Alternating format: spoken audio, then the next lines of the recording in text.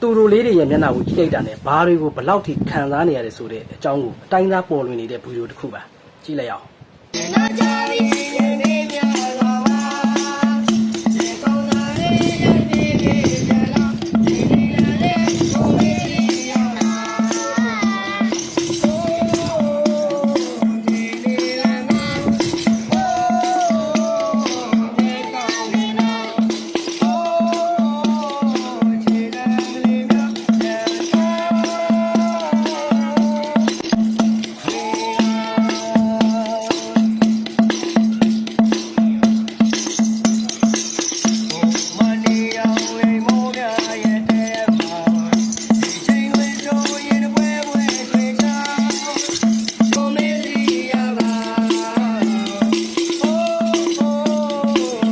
ဒီနေရာမှာကျွန်တော်ပြောချင်တာကတော့သူတို့လေးတွေဟာဘဝကိုရိုးသားစွာနဲ့တမာအာဇီဝကြကြလောက်ကင်စားတော့နေတဲ့လမ်းဘေးအမှုပညာသည်တွေဆိုတာပါပဲကိုတက်မြောက်ထားတဲ့အမှုပညာတစ်ခုခုဒါမှမဟုတ်လို့အတက်ပညာတစ်ခုခုကိုချပြပြီးတော့လူတကာရဲ့ကျေနပ်မှုနှစ်သက်မှုကနေ dismantling ပြန်ယူတာပါ